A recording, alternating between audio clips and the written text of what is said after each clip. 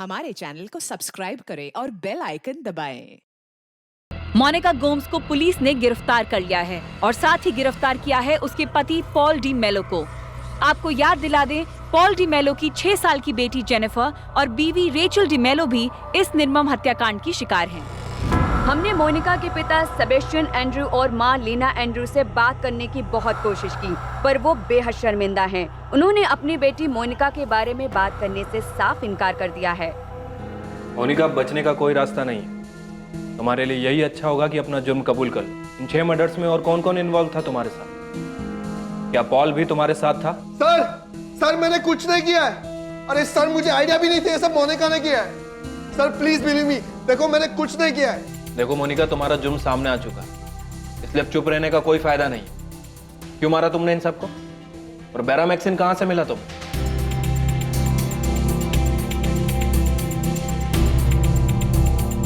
साहब, मेरे को बैरामैक्सिन के बारे में तो कुछ मालूम नहीं, पर मैं आपको कुछ और बता सकता हूं। पर मेरे को मालूम नहीं कि उनका इन मर्डर से कुछ लेना देना है कि नहीं। प्रशांत की तरह केविन भी पुलिस से काफी कुछ छुपा रहा था, और ऐसा भी कुछ था जो नताशा जानती थी, पर उसने वो आज तक किसी को नहीं बताया था। मुझे तुम्हें कुछ बताना है जो मैंने तुम्हें आज तक नहीं बताया।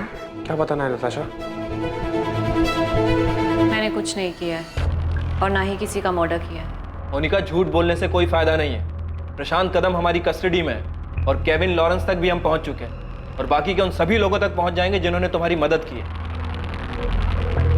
मुझे तो आइडिया भी नहीं, ये सब मोनिका ने किया, और उसने ऐसा क्यों किया और कैसे किया मुझे सच में नहीं पता। प्लीज बिलीव मी मैम, मैं सच कह रहा हूँ। इम्पॉसिबल पॉल, उसने 6 लोगों को जहर देकर मार डाला, जिसमें तुम्हारी 6 साल की बेटी जेनिफर और तुम्हारी बीवी रेचल भी थी। मैं सच बोल रहा हूँ मैडम, और हाँ, मुझे उस वक्त किसी पर भी शक नहीं हुआ, क्योंकि मेरी बेटी जेनिफर को सांस लेने में प्रॉब्लम हो रही थी, इसलिए हम उसे हॉस्पिटल लेकर गए। उसका दम घुट रहा था और वहाँ डॉक्टर या फिर किसी और ने हमें ये नहीं बताया था कि उसे जहर दिया गया। डॉक्टर क्या हुआ जेनी को? मुझे देखना उसे। आई एम सॉरी, हम उसे बचा नहीं पाए, उसकी सांस रुक चुकी थी। डॉक्टर, आप एक और बार जेनी को चेक कर लीजिए ना प्लीज, हो सकता है आपको। Paul, she is no more. Hospital लाने से पहले ही उसकी डेथ हो चुकी थी। अगर मेरी बेटी जेनिफर का मर्डर हुआ था या फिर उसे जहर दिया गया था, तो ये बात डॉक्टर को डेफिनेटली पता चलती। जो बात डॉक्टर को पता नहीं चली, वो मुझे कैसे पता चलती? और जब से इन सब के बारे में पता चला है, मैं खुद शॉक में। अब तो मुझे मोनिका से डर लगने लगा है। 1.5 साल में तुम्हारी बेटी और बीवी दोनों की मौत हो जाती है, तुम्हें उसमें कुछ भी अजीब नहीं लगता? क्योंकि तुम झूठ बोल रही हो। हमें पता है क्यों, क्योंकि तुम्हारा और मोनिका का अफेयर चल रहा था, इसलिए हम दोनों ने मिलकर सबको मार डाला। ये सच नहीं है मैम। मेरे कजिन फिलिप के डेथ के बाद मैं मानता हूं कि मैं और मोनिका काफी क्लोज आ चुके थे, लेकिन हमारे बीच में अफेयर जैसा कुछ नहीं था। और मोनिका ने रेचल की डेथ पर जो किया, वो तो मैं सोच भी नहीं सकता। मुझे वो बात बहुत अजीब लगी, और मैंने खुद मोनिका से ये सवाल भी किया। मोनिका, एक सवाल मेरे मन में बार बार आता है। क्या? कि मैंने रेचल के साथ कुछ किया है? रेचल की फ्यूनरल के वक्त तुमने उसे किस क्यों किया था?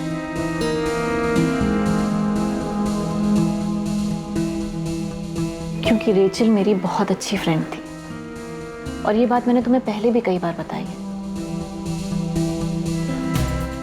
तुम्हें मुझ पे शक क्यों होता है पॉल? क्या मैं तुम्हें इतनी क्रूअल लगती हूँ?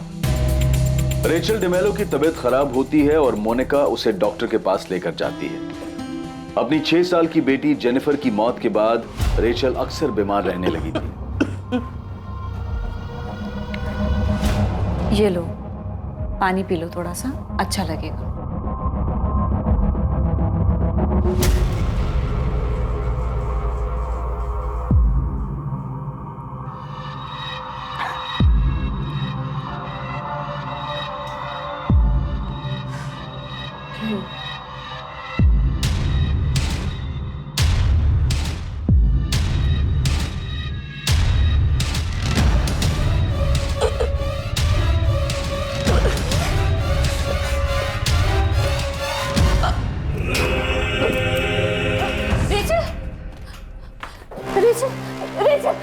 अगर मोनिका ने रेचल के साथ कुछ किया भी था, तो ये बात आज सामने आई, लेकिन उस वक्त डॉक्टर को कुछ भी पता कैसे नहीं चला? अब आप बताइए मैडम, उस वक्त मैं किस पर शक करता और कैसे शक करता? एक दशक से भी ज्यादा लंबे समय के लिए जो सच जमीन के नीचे दफन थे, उसके अवशेष आज न्याय की मांग कर रहे थे, लेकिन पुलिस को इस बात का कोई सुराग नहीं मिला था कि मोनिका को बेरामैक्सिन आखिर मिला कहां से, जिससे इन 6 हत्याओं को अंजाम दिया गया था। क्या ये सारी हत्याएं मोनिका ने अकेले की थी या फिर कुछ और लोग भी थे जो उसके इस जुर्म में सहभागी थे? ये पता लगाना मुश्किल था क्योंकि मोनिका ने पूरी तरह से चुप्पी साध ली थी। वो कुछ कबूल करने या बताने के लिए तैयार ही नहीं थी। मोनिका के माता पिता को भी पूछताछ के लिए लाया गया। क्या उन्हें इन हत्याओं और हत्या के मकसद की जानकारी थी? केविन लॉरेंस वो आदमी था जिसे मोनिका ने पुलिस की निगरानी में होने के बावजूद पीसीओ से फोन किया था। केविन लॉरेंस इन हत्याओं के बारे में क्या जानता था और मोनिका गोम्स ने केविन लॉरेंस को कांटेक्ट क्यों किया? मोनिका को बेरामैक्सिन दिलवाने के लिए तूने कॉलेज में किसको रिश्वत दी थी? मेरे को नहीं मालूम उसे ये कहां से मिला। वो कॉलेज से लाई थी या कहीं और से। मैंने किसी को रिश्वत नहीं दी। रोना बंद कर, नाम बता। दीपक मंदार, बीरेन चैटर्जी या दोनों? दीपक, बीरेन। 2004 से लेकर अब तक के हर स्टूडेंट, हर स्टाफ मेंबर से पुलिस पता करने में लगी है कि मोनिका को बेरामैक्सिन जैसा रेस्ट्रिक्टेड केमिकल किसने दिया। सर, हमने स्टॉक की सारी डिटेल्स दे दी। जितना भी हमें पता था हमने सब बता दिया। उसके बाद भी सर आप हम पे शक कर रहे हैं? सर, हम बेवजह उस औरत के किए की सजा भुगत रहे। हमने जरा भी बेरामैक्सिन लैब के बाहर नहीं जाने दिया। हम उसकी मदद क्यों करेंगे सर, वो भी 6 लोगों के मर्डर केस में, एक सीरियस क्राइम में। मैं मानता हूं मेरा मोनिका के साथ चक्कर था। मैं ये भी मानता हूं कि मैंने उसकी मदद की है, लेकिन मर्डर में नहीं। मर्डर में नहीं तो किस में? मैं मानता हूं मेरा मोनिका के साथ चक्कर था। मैं ये भी मानता हूं कि मैंने उसकी मदद की है, लेकिन मर्डर में नहीं। मर्डर में नहीं तो किस में? मैंने उसे नकली मार्कशीट बनवा के दी थी। डिसिल्वा कॉलेज का अपॉइंटमेंट लेटर और आई कार्ड भी मैंने ही उसे बनवा के दिया था। क्या? लेकिन क्यों? डिसिल्वा कॉलेज का नकली आई कार्ड, नकली मार्कशीट, अपॉइंटमेंट लेटर, ये सब बनवाने के पीछे कोई मकसद तो होगा ना? मेरे को नहीं मालूम था कि वो इसका क्या करने वाली है। मैंने पूछा ही नहीं। प्रशांत, डिसिल्वा कॉलेज में तुम्हारी कोई अप्रोच है? एंट्री दिला सकते हो मुझे वहां? तुम्हें वहां एडमिशन लेना है? फिर से स्टूडेंट बनना चाहते हो? नहीं, लेक्चरर। लेक्चरर? मोनिका, वो साइंस कॉलेज और तुम कॉमर्स ग्रेजुएट। क्या करोगी वहां लेक्चरर बन के? तुम मुझे केमिस्ट्री की मार्कशीट्स दिलवा सकते हो? पर तुम्हें ये सब करना क्यों है? क्योंकि मैं केमिस्ट्री की लेक्चरर बनना चाहती हूँ, इसलिए।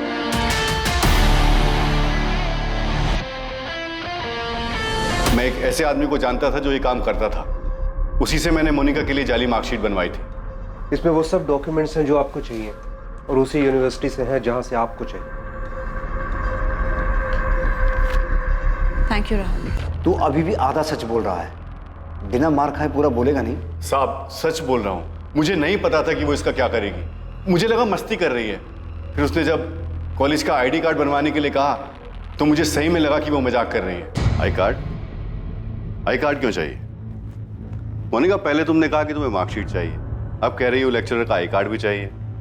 आई कार्ड इतनी बड़ी चीज है क्या जो इतने सारे सवाल पूछ रहे हो? बड़ी चीज नहीं है, बन जाएगा। पर तुम्हें चाहिए क्यों? चाहिए बस, बनवा दो प्लीज। प्रशांत, मुझे फिलिप को दिखाना है कि मैं कॉलेज में लेक्चरर हूँ। Thank you Rahul, thank you so much. आप इस नकली आई कार्ड से असली स्टूडेंट्स को पढ़ाने का सोच रहे हो? इससे क्या करने का सोच रही हो वो तुम मुझ पे छोड़ दो। तुम ये रखो।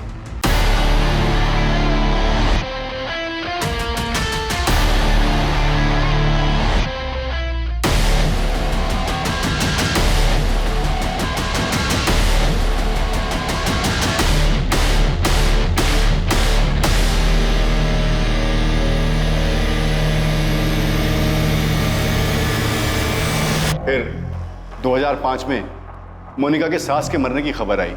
साहब, मैं कसम खाकर बोलता हूँ, मेरे को नहीं मालूम था कि वो नेचुरल डेथ नहीं थी। मुझे तो खुद अभी पता चला कि वो मर्डर था। तूने ये तो बता दिया कि तूने कैसे नकली मार्कशीट और नकली आईडी बनाकर मोनिका को कॉलेज के अंदर घुसाया। अब इतने ही प्यार से ये भी बोल दे कि उसके लिए बेरामैक्सिन कॉलेज से बाहर कैसे लाया। देख, ये तो हो नहीं सकता कि तुझे मोनिका की सास के मर्डर के बारे में पता नहीं था। कसम से नहीं मालूम था। हाँ, इतना जरूर जानता था कि मोनिका अपनी सास से बहुत परेशान रहती थी। वो अक्सर उसके बारे में बोलती रहती थी। ये उन 14 सालों की उस षड्यंत्रकारी यात्रा की सिर्फ शुरुआत थी जिनमें बेहद भयानक हत्याओं को अंजाम दिया गया, जिन हत्याओं पर इतने सालों तक किसी को शक नहीं हुआ। पर सच ये है कि ऐसे बहुत सारे लोग थे जिन्हें इन हत्याओं की जानकारी थी, जो जानते थे कि मोनिका दुखी है अपनी सास से, अपने हालात से। लेकिन ऐसा कैसे संभव है कि किसी को संदेह नहीं हुआ? राहुल सिंह जी, चल तेरे जेल चलने के असली डॉक्यूमेंट्स बनवाते हैं। प्रशांत कदम के इकबालिया बयान के तहत नकली मार्कशीट और आई कार्ड बनाने वाले राहुल सिंह को पुलिस ने गिरफ्तार किया। राहुल सिंह ऐसे कई चौंकाने वाले खुलासे करने जा रहा था जो अब तक प्रशांत ने भी पुलिस के सामने नहीं रखे थे। सर, केविन अभी भी बार बार यही राग अलाप रहा है कि वो मोनिका को काफी टाइम से जानता है। वो सिर्फ उसका दोस्त है, उसके अलावा कुछ नहीं। लेकिन ये फोन रिकॉर्ड कुछ और ही बता रहे हैं। ये जानते हुए भी कि हम मोनिका पर 24 घंटे नजर रखे हुए हैं, उसके बावजूद भी मोनिका ने अलग अलग एरिया के पीसीओ से केविन को कॉल किया है, जहां हमारे कांस्टेबल ने उनको फॉलो किया था। मोनिका ने खुद अभी तक कुछ कहा? नहीं सर, मैंने उसकी पॉल से भी बात करवाई कि शायद वो इमोशनल होकर अपना मुंह खोल दे, लेकिन कोई फायदा नहीं हुआ सर।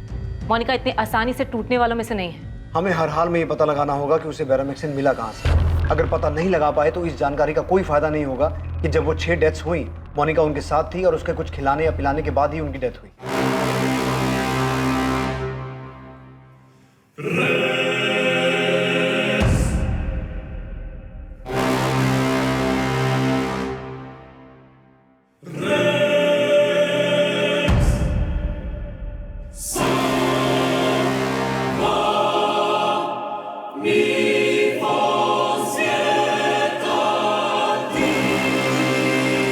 मुझे लगता है कि उसे पता है कि अगर हम ये साबित नहीं कर पाए कि उसे बैरामैक्सिन कहाँ से मिला, भले ही उसने वो जहर देकर उन सबको मारा हो, तो वो बच सकती है। जब हम इस केस पर पकड़ बनाने की कोशिश कर रहे थे, मोनिका भी अपनी तैयारी कर रही थी। वो जरूर किसी से मिली है जिसने उसे अपना मुंह बंद रखने की सलाह दी है।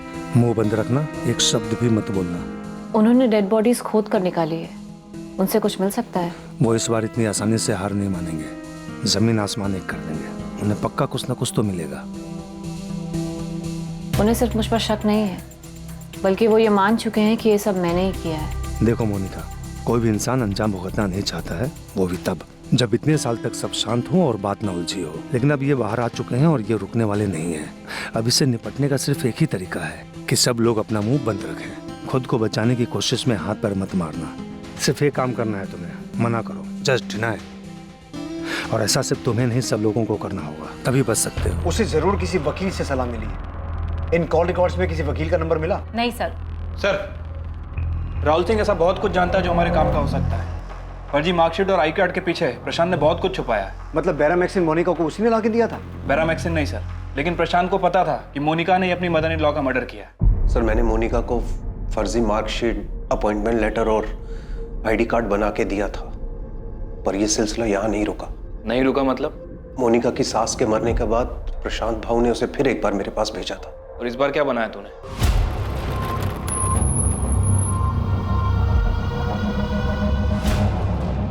ये तो एल्बर्ट गोम्स की प्रॉपर्टी है, आपके ससुर की। हाँ। आपको इसमें भी फ्रॉड करना है? हाँ राहुल, मालूम है मेरे को, वसीयत बनानी है। प्रशांत भाऊ, आपको पता है ना ये सारी प्रॉपर्टी करोड़ों की होगी। चिंता मत कर, उसमें तेरा भी थोड़ा सा हिस्सा है। वो ये वसीयत जिस भी काम के लिए बनवा रही है उसकी रजिस्ट्री करवानी पड़ेगी, आपको पता है ना ये बात। उसकी चिंता तू क्यों करता है, मैं हूं ना इधर। तू बस वसीयत बना।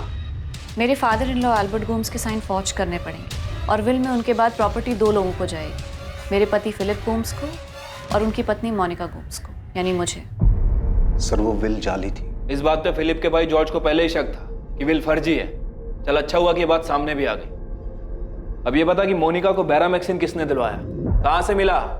क्या प्रशांत था वो? सर, मुझे सच में इसके बारे में कुछ नहीं पता। मैं प्रशांत भाऊ के लिए सिर्फ फर्जी डॉक्यूमेंट बनाने का काम किया करता था। पहले मोनिका अपनी सास मारिया गोम्स का मर्डर करती और उसके बाद फर्जी विल बनवाती, और उसके बाद वो अपने ससुर एल्बर्ट गोम्स का मर्डर करती। उनके मरने के तुरंत बाद वो फर्जी विल सामने आती और उसके बाद वो अपने हस्बैंड फिलिप का भी मर्डर करती है। और जैसा कि नताशा और जॉर्ज ने बताया कि फिलिप के मर्डर के बाद दोनों खुशी खुशी सारी प्रॉपर्टी मोनिका के नाम कर देते हैं। अब इन सबको तोड़ना होगा। नताशा और जॉर्ज को बुलाओ, मोनिका के पेरेंट्स को भी बुलाओ। अब मोनिका का खेल खत्म हो चुका है, उसके चेहरे से नकाब हटाने का वक्त आ गया है। मैंने मोनिका की जिस काम में हेल्प की थी वो मैंने आपको सब बता दिया है। इसके अलावा ना मैंने कुछ किया है और ना ही मुझे कुछ पता है साहब। तेरी बकवास बहुत सुन ली प्रशांत।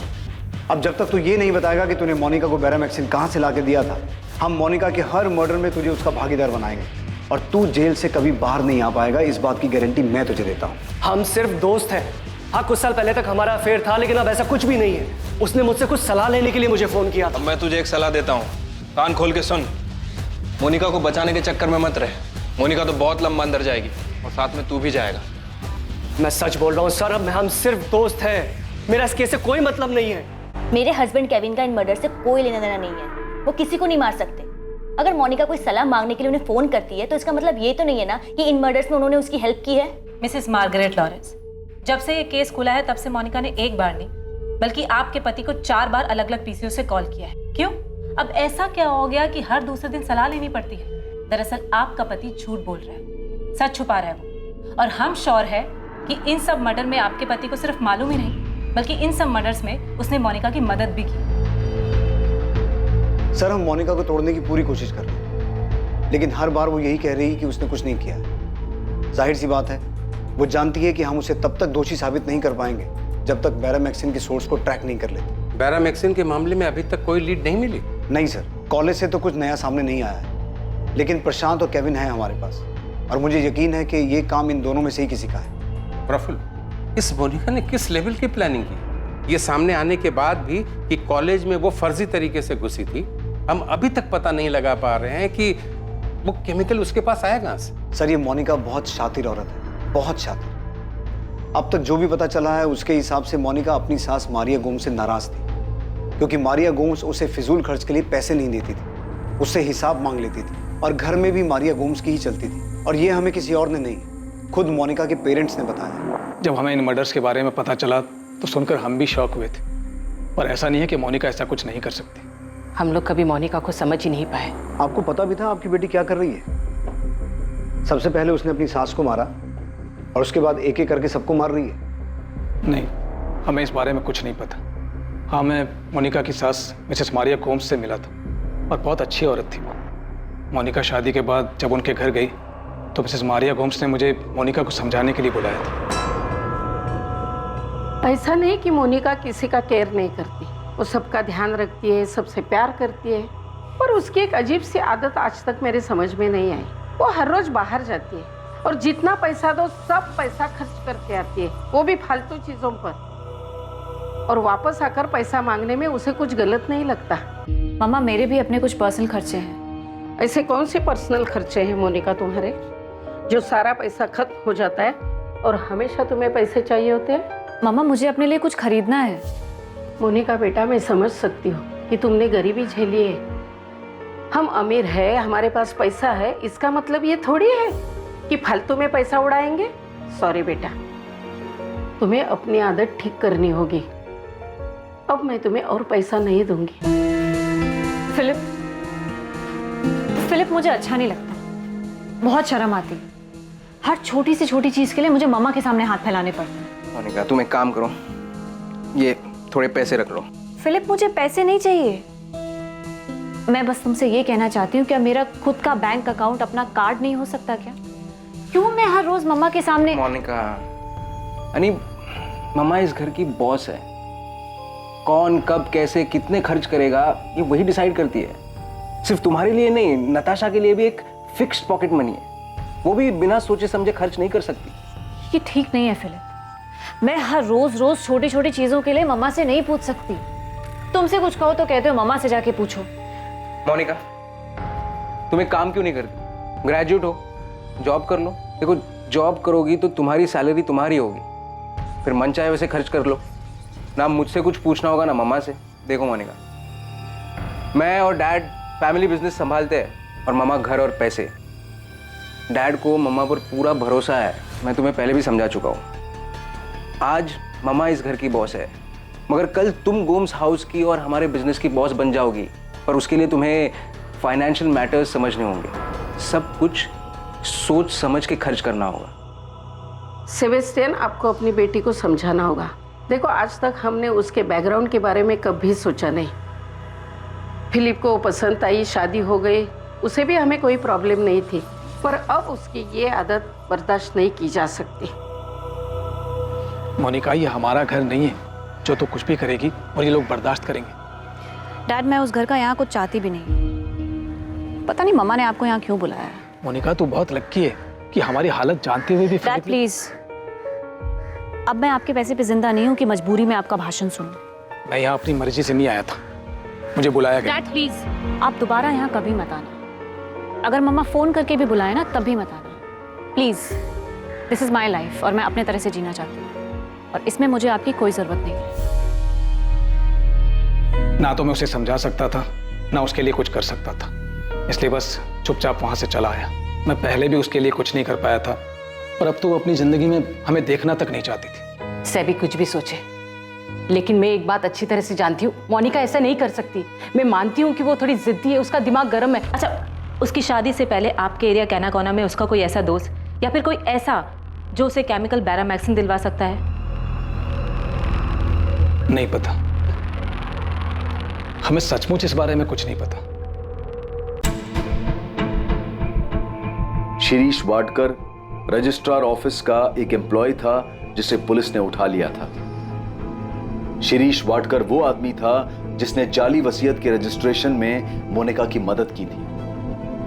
पुलिस ने उस वकील को भी गिरफ्तार किया जिसने जाली वसीयत के बावजूद एल्बर्ट गोम्स की संपत्ति मोनिका के नाम ट्रांसफर करने को वैधता दी थी। प्रशांत कदम ने एल्बर्ट गोम्स की नकली वसीयत बनाने में शामिल हर डिपार्टमेंट के हर व्यक्ति का नाम और जानकारी पुलिस को दी। सिर्फ इतने से काम नहीं चलेगा, तुझे ये तो बताना पड़ेगा कि तूने मोनिका के लिए बैरामैक्सिन कहां से अरेंज किया था। डिसिल्वा कॉलेज का कोई आदमी इन्वॉल्व है या वो केमिकल बाहर से लाया था? मैं कसम खाकर कह रहा हूं कि मैंने उसके लिए वो केमिकल अरेंज नहीं किया था, पर इतना जरूर बोल सकता हूं कि जब उसके पति फिलिप की मौत के टाइम पर पीटर फर्नांडिस ने वो मामला उठाया था कि वो सुसाइड नहीं मर्डर है, तब मुझे भी मोनिका पर शक हुआ था। मैंने उससे पूछा भी था, लेकिन उसने मुझे यही बताया कि फिलिप ने आत्महत्या की है। उस समय आपके विनोद तावड़े साहब थे, वो भी तो उस समय जाकर पता। ये बकवास मत कर कि उन्होंने क्या किया और क्या नहीं किया। तूने सामने से आके क्यों नहीं बताया कि मोनिका ने नकली वसीयत बनवाई है, उसने फ्रॉड किया है? अगर तू आके बोला होता तो पुलिस पक्का इस केस को मर्डर केस की तरह देखती।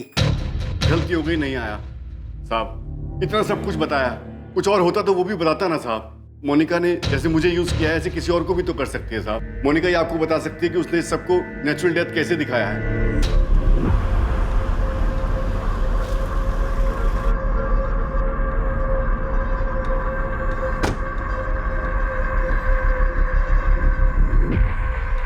जेम्स कैसा है? वो सब फेस कर पा रहा है? नहीं, वो ठीक नहीं है, एकदम चुप हो गया है वो।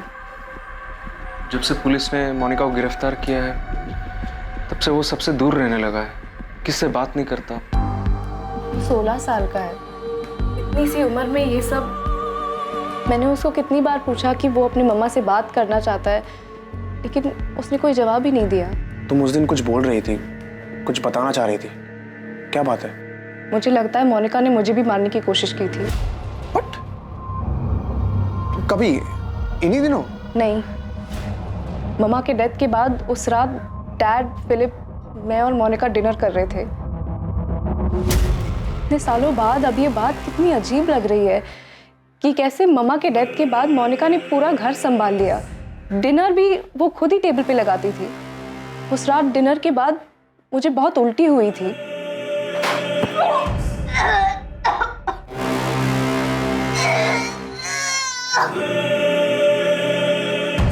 नाताशा,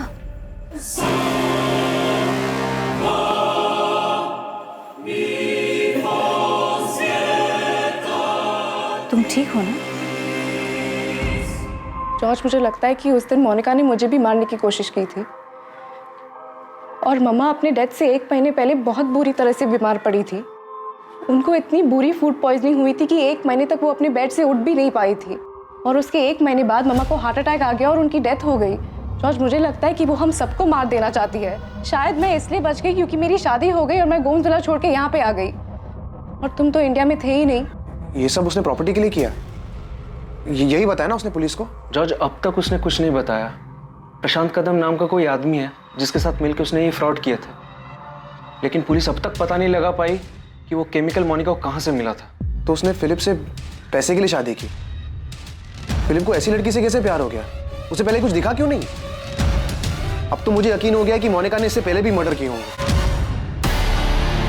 डिसिल्वा कॉलेज जाना, वहां प्रोफेसर होने और पढ़ाने का ढोंग करने के पीछे मोनिका का एक खास मकसद था। एक तरफ एल्बर्ट गोम्स की जायदाद के कागजात में धोखाधड़ी करने के लिए मोनिका ने प्रशांत के साथ अपने नाजायज रिश्ते को इस्तेमाल किया, और वहीं दूसरी तरफ मोनिका कॉलेज लाइब्रेरी में बहुत शिद्दत से पढ़ाई कर रही थी, रिसर्च कर रही थी। मोनिका बेहद चालाकी से अपनी चाल चल रही थी।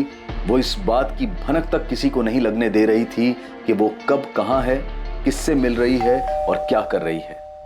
केविन, ये तुम्हें इतनी आसानी से नहीं छोड़ेंगे। कह रहे हैं कि तुम्हारे रिमांड की मांग करेंगे क्योंकि तुम कोऑपरेट ही नहीं कर रहे हो। केविन, तुमने क्या किया और क्यों किया है? तुम्हें पता है तुम्हारी वजह से बच्चों को स्कूल में कितना कुछ झेलना पड़ रहा है। न्यूज़ चैनल्स में, न्यूज़ पेपर्स में, हर जगह बस इसी केस की बात चल रही है। केविन, क्या सच में उन 6 लोगों के मर्डर्स में तुमने मोनिका की हेल्प की है? केविन, तुम्हें सिर्फ अपना मुंह बंद रखना है, शांत रहने की जरूरत है। कुछ भी हो जाए हाइपर मत हो। मोनिका, हर न्यूज़पेपर में, हर चैनल में सिर्फ इसी केस की बात हो रही है। अब तुम बच नहीं सकती, अब तुम गई। केविन, इतना याद रखना, अगर मैं गई तो तुम भी नहीं बचोगे। 24 घंटे ये लोग मेरा पीछा कर रहे हैं, लेकिन फिर भी मैं नहीं डर रही, इसलिए तुम्हें भी घबराने की कोई ज़रूरत नहीं। बस शांत रहो और अपनी नॉर्मल लाइफ जियो जैसे मैं जी रही हूँ। मैंने बात की है, हमारा शांत रहना और चुप रहना ही हमें बचा सकता है, इसलिए कुछ भी हो जाए अपना मुँह मत खोलना, शांत रहना, समझे? पर हाँ, मुझे मेरे फ़ोन पर कभी कॉल मत करना। मैं तुम्हें पीसीओ से इसलिए कॉल कर रही हूँ क्योंकि मुझे तुम्हारी फिक्र है। I love you Kevin, take care. Kevin, ये तुम्हें नहीं छोड़ेंगे। तुम प्लीज जो भी जानते हो उन्हें बता दो, प्लीज।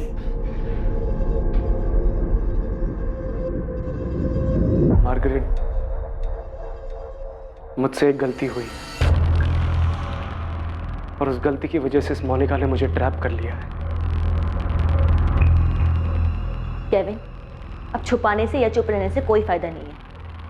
मुझे नहीं पता तुमने क्या किया और क्यों किया, लेकिन जो भी किया है ना, उसकी वजह से हमारी फैमिली सफर कर रही है। पुलिस को पता है कि तुम इन मर्डर्स में इन्वॉल्व हो, वो तुम्हें यहाँ से जाने नहीं देंगे, इसलिए तुम्हारे लिए यही अच्छा होगा कि तुम उनको सब सच बता दो। मैं मोनिका को उसकी शादी के पहले से जानता था, हम दोनों का अफेयर था। फिर उसकी शादी हो गई, उसकी शादी के बाद हम लोग दोबारा मिले और फिर से सब कुछ शुरू हो गया। लेकिन उस समय मुझे ये नहीं पता था कि ये ऐसे खत्म होगा। केविन, मुझे तुम्हारी लव स्टोरी में कोई इंटरेस्ट नहीं। मुझे सिर्फ ये जानना है कि तुमने मोनिका की क्या और कैसे मदद की, टू द पॉइंट। मैं यकीन के साथ कह सकता हूँ कि वो बेरामैक्सिन तूने उसे ला के दिया था। सच बोल रहा हूँ ना?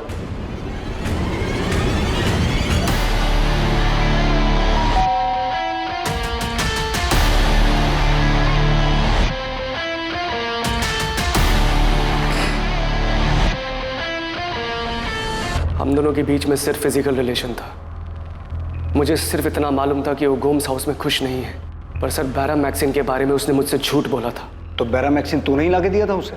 जब मैंने उसे पूछा था कि बेरामैक्सिन क्यों चाहिए, उसने मुझे असलियत नहीं बताई।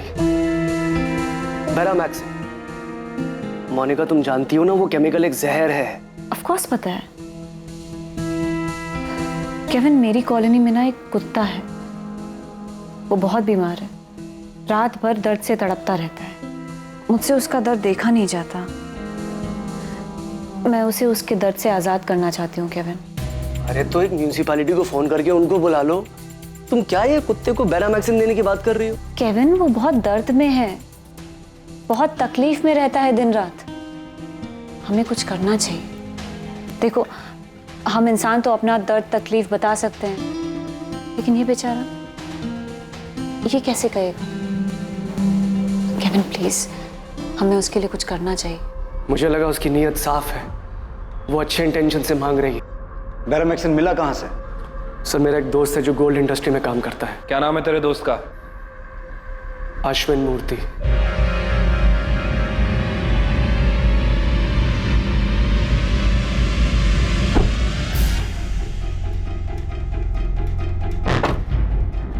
केविन, तूने जितना मांगा था उतना ही लाया हूं, पर थोड़ा ध्यान से। जहर ही। ऑफ कोर्स अश्विन, मुझे पता है जहर है। वैसे तू इसका करेगा क्या? क्यों चाहिए तुझे? अरे मुझे नहीं, मेरे एक दोस्त को चाहिए।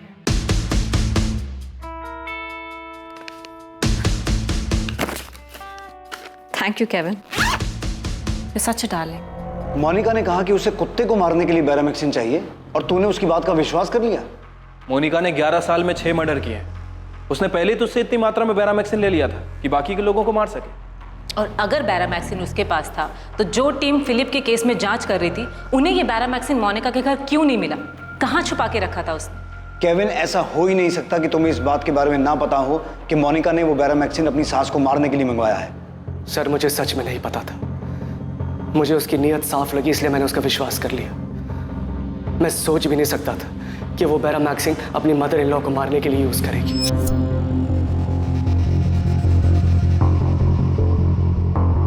तो तुम्हें इस बात का पता था कि उसने जहर देकर अपनी सास को मारा है ना?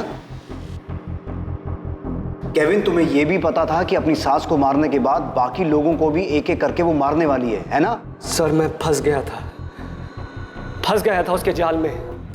मोनिका द्वारा की जाने वाली हर एक हत्या की जानकारी पहले से थी। यहां तक कि यह जानकारी भी पहले से थी कि मोनिका का अगला शिकार कौन होगा, अगली हत्या किसकी होने जा रही थी। ये सारी हत्याएं बहुत ही सोची समझी साजिश के तहत की गई थी। जब मारिया गोम्स मरी थी, मरी नहीं थी, मारी गई थी। मारिया गोम्स का मर्डर हुआ था केविन। हाँ, जब मारिया गोम्स का मर्डर हुआ था अब मेरा उस पर ध्यान गया। मुझे समझ में आ गया कि मोनिका ने ही कुछ गड़बड़ करी है।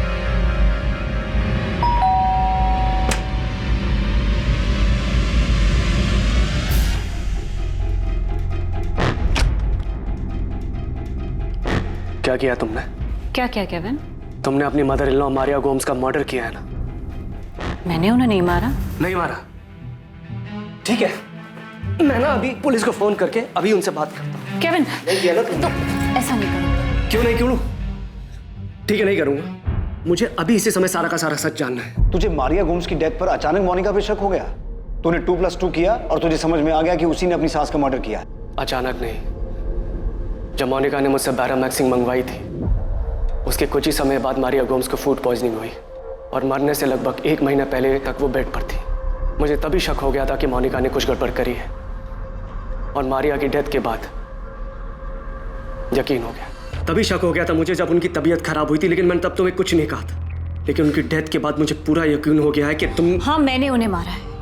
उन्हें मारने के लिए मैंने तुमसे बैरामैक्सिन मंगवाया था। तो तुमने मुझसे झूठ बोला था।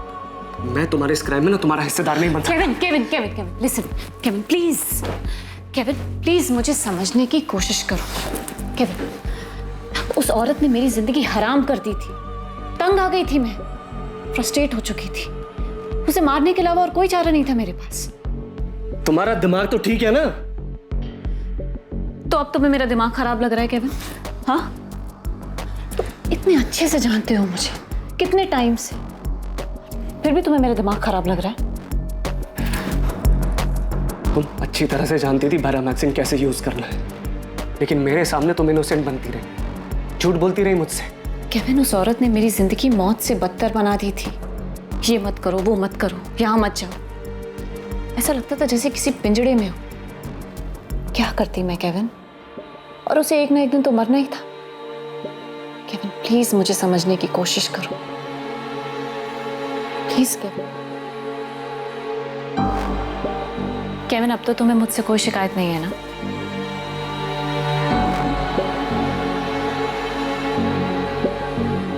केविन, तुमने मेरी सिर्फ मदद नहीं की है, बल्कि मेरी जिंदगी आसान कर दी है। वो सब दिया है जो मैं चाहती हूँ। मैं बेवकूफ था सर, जो उसके जाल में फंस गया। उसके बाद भी तुम मोनिका को बाकी लोगों को मारने के लिए अश्विन से बैरामैक्सिन लाके देता रहा। अश्विन मूर्ति कहां मिलेगा? अश्विन मूर्ति जिसने केविन को बैरामैक्सिन लाकर दिया था, केविन जिसे मोनिका ने सभी हत्याओं को अंजाम देने के लिए इस्तेमाल किया था, वो अश्विन मूर्ति इस केस के बाहर आते ही अपना फोन स्विच ऑफ करके अंडरग्राउंड हो गया था। अश्विन के परिवार पर दबाव डालकर आखिरकार पुलिस उसका ठिकाना जानने में सफल रही और मुंबई के उस होटल में पहुंच गई जहां अश्विन छुपा बैठा था।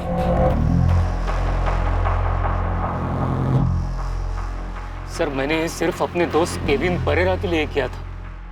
मुझे कुछ भी आइडिया नहीं था क्या चल रहा है। मैंने केविन से कहा भी था कि इसका गलत इस्तेमाल मत करना। 11 साल में 6 मर्डर हो गए अश्विन, और हर बार ये केमिकल तूने सप्लाई किया था। तूने एक बार भी नहीं सोचा कि वो लोग इस खतरनाक केमिकल का कर क्या रहा है? हाँ अश्विन, मुझे सारी डिटेल चाहिए। कैसे इस केमिकल को तूने अपनी कंपनी से बाहर करवाया और उस केमिकल को बाहर करवाने में कितने लोगों ने पैसे खाए? मोनिका, फाइनली ये केस खत्म होने जा रहा है। तुमने तो हमें कुछ नहीं बताया, पर तुम्हें तुम्हारे ही जुर्म की कहानी हम उसके मुंह से सुनवाएंगे जिसने तुम्हें बैरामैक्सिन लाके दिया। चलो।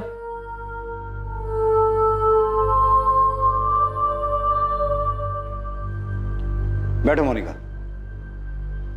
तुम कुछ भी बताने से मना कर रही थी, पर सुन तो सकती हो? याद कर सकती हो 11 साल में तुमने कितने मर्डर्स किए, किस किस को मारा?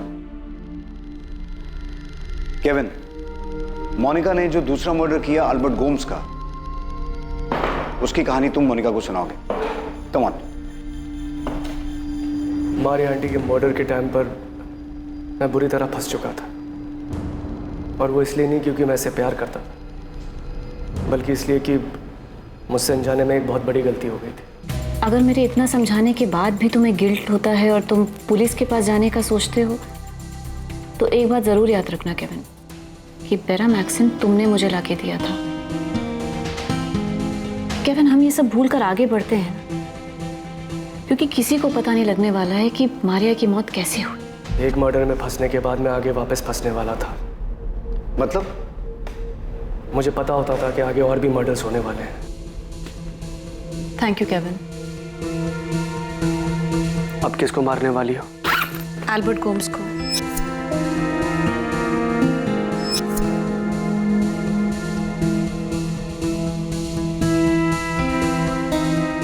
अब किसकी बारी है? फिलिप।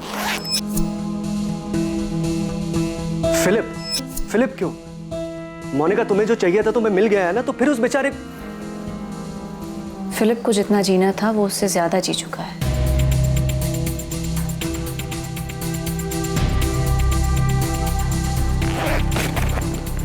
Uncle Peter. क्यों? क्योंकि उन्हें शक हो गया है कि फिलिप का मर्डर हुआ है। वो शक कब का धूल चाट चुका है केविन। पुलिस भी शांत बैठी है, पर अंकल पीटर ही हैं जो दीमक की तरह से कुरेद रहे हैं। वो ना ही चुप होने को तैयार है, ना ही मानने को कि फिलिप ने सुसाइड किया है। वो बहुत परेशान है केविन। अब तो मरने के बाद ही उन्हें शांति मिल सकती है। अब ये किसके लिए है? नताशा और जॉर्ज पहले ही सब कुछ तुम्हारे नाम कर चुके हैं। जॉर्ज लंदन से वापस नहीं आने वाला है, तो किसके लिए? मोनिका, अब किसकी बारी है? जेनिफर।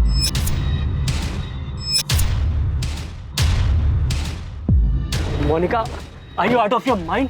जेनिफर, जेनिफर डिमेलो, उस बच्ची की क्या गलती है? Bye Kevin. आखिरी बार तो मैंने इससे पूछा भी नहीं, क्योंकि मुझे पता था कि अब जेनिफर की मां रेचल की बारी है, और वही हुआ। मोनिका, तुमने ये कैसे पता किया कि कितनी मात्रा में बैरामैक्सिन देना है, जिससे कि डॉक्टर या कोई भी ये पकड़ ना पाए कि मरने वाले को जहर दिया गया है? मोनिका, तुम्हारा खेल खत्म हो चुका है। अब चुप रहने का या कुछ भी छुपाने का कोई फायदा नहीं है। मैंने इसके बारे में बहुत रिसर्च किया था, पढ़ाई की थी। तो इन लोगों से पहले भी किसी को ये जहर दिया था? जैसा कि केविन ने बताया कि तुम्हें अपने कॉलोनी के कुत्ते के लिए भी बैरामैक्सिन चाहिए था। पहले भी मैंने इसे अपनी मदर इन लॉ को ही दिया था। वो बस क्वांटिटी में थोड़ा मिसकैलकुलेशन हो गया था, इसलिए बच गई, सिर्फ बीमार पड़ी। और ये गलती तुमने अगली बार नहीं की। एकदम सही मात्रा में बैरामैक्सिन दिया, जिससे वो मर गई और किसी को पता भी नहीं चला। मुझसे गलती सिर्फ एक बार हुई थी। एक नहीं, 2 बार। दूसरी बार तुमसे ये गलती तब हुई जब तुमने नताशा को मारने की कोशिश की।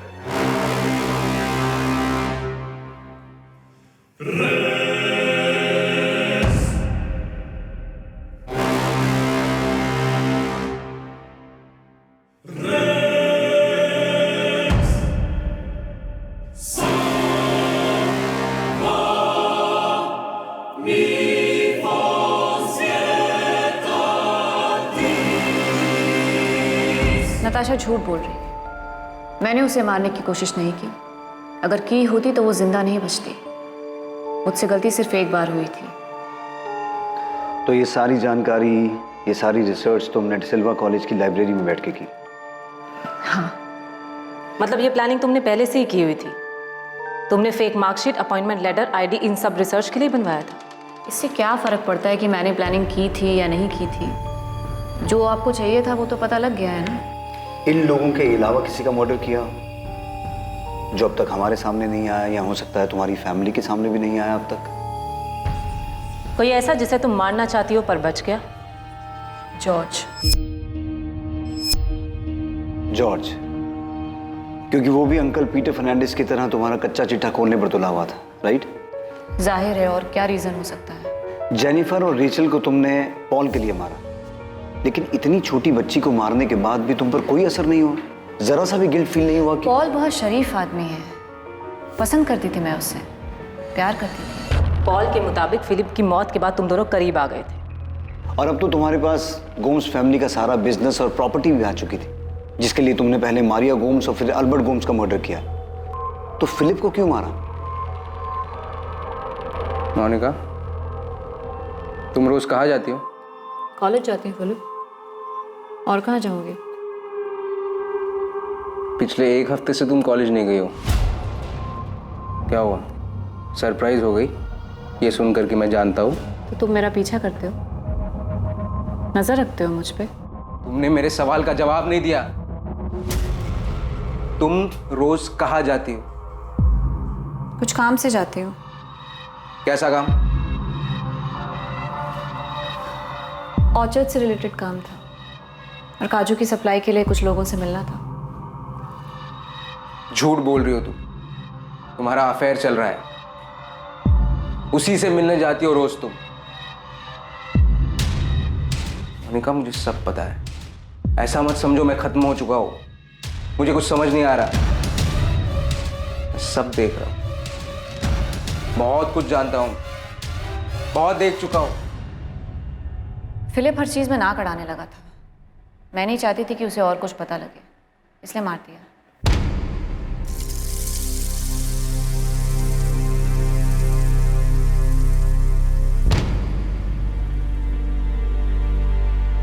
सर, मैंने मोनिका को साइकेट्रिस्ट के पास भेज दिया है, उसकी दिमागी हालत का पता लगाने के लिए। मुझे वो बिल्कुल नॉर्मल नहीं लगी, वो शायद अपना मानसिक संतुलन खो चुकी है। वो इन मर्डर्स के बारे में इतने आराम से बात कर रही थी जैसे उसने कुछ किया ही ना हो। उसे अपने किए का जरा सा भी पछतावा नहीं है। उसने बड़े आराम से बताया कि वो जॉर्ज को भी मारना चाहती थी, लेकिन वो बच गया। केविन और अश्विन मूर्ति के अलावा उस तक बैरामैक्सिन पहुंचाने में और लोग भी शामिल हैं। 6 मर्डर हुए हैं, वो भी इतनी शांति से, इतनी प्लानिंग से कि 14 साल सामने नहीं आए। इसका मतलब कुछ और लोग भी शामिल होने चाहिए। प्रशांत कदम और राहुल सिंह भी हैं, जिन्होंने marksheet, ID card, appointment letter और अल्बर्ट गोम्स की नकली विल बनाने में मोनिका की मदद की थी। प्रशांत कदम और राहुल सिंह भी अपने बयान पे अड़े हुए हैं कि उन्हें इन मर्डर्स के बारे में कुछ नहीं पता, और मोनिका ने भी ऐसा कुछ बताया नहीं कि इन दोनों का मर्डर्स से कोई वास्ता है। लेकिन मुझे यकीन है सर कि नकली कागजात बनाने के अलावा प्रशांत का इनमें हाथ है। हमने उन लोगों को भी गिरफ्तार कर लिया है जिन्होंने अल्बर्ट गोम्स की नकली विल को रजिस्टर करवाने में मोनिका की मदद की थी। अगर और कोई भी इसमें इन्वॉल्व है तो हम मोनिका से उसके नाम का पता करवा लें। साइकेट्रिस्ट के रिपोर्ट के बाद उसे फिर से अपनी कस्टडी में ले लो। केविन लॉरेंस और अश्विन मूर्ति पर भी सख्त से सख्त चार्ज लगाओ। वो दोनों जानते थे, मोनिका को रोक सकते थे, उल्टा उसके साथ शामिल हो, और उस औरत ने 6 लोगों को मार दिया।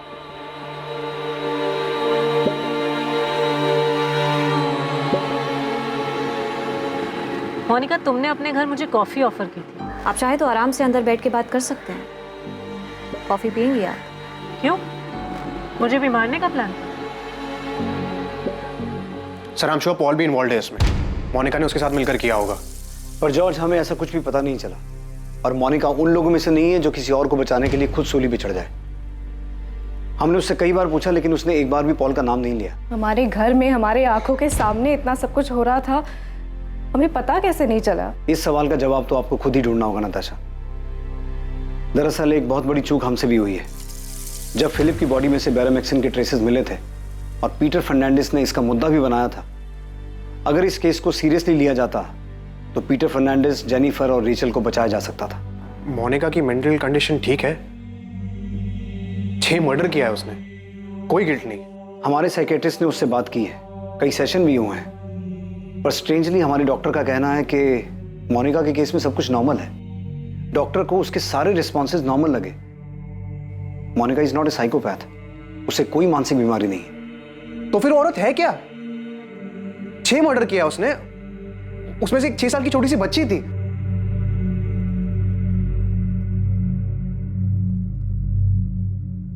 कुछ जुर्म इस कदर अविश्वसनीय और चौंकाने वाले होते हैं कि उनके बारे में सुनकर एक आम इंसान कुछ वक्त के लिए सुन पड़ जाता है। सबसे ज्यादा चौंकाने वाली बात यह है कि इन हत्याओं को कैसे अंजाम दिया गया और इतने सालों तक ये सामने क्यों नहीं आई, जबकि एक के बाद एक जुर्म को अंजाम दिया जा रहा था। जिन लोगों को इन हत्याओं की जानकारी थी वो इतने सालों तक चुप रहे।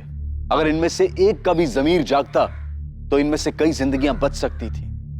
मासूम लोगों को मौत के घाट उतारने का यह उत्सव रोका जा सकता था। जब फिलिप की मौत को संदिग्ध पाया गया तब, या अगर केविन शुरुआत में ही पुलिस के पास आ जाता तो शायद यह सब और पहले रुक सकता था। इस भयानक हत्याकांड से एक बार फिर यह साबित हो गया कि अपराधी चाहे कितना भी शातिर क्यों ना हो, किसी भी हद तक क्यों ना चला जाए, पर क्राइम नेवर पेज।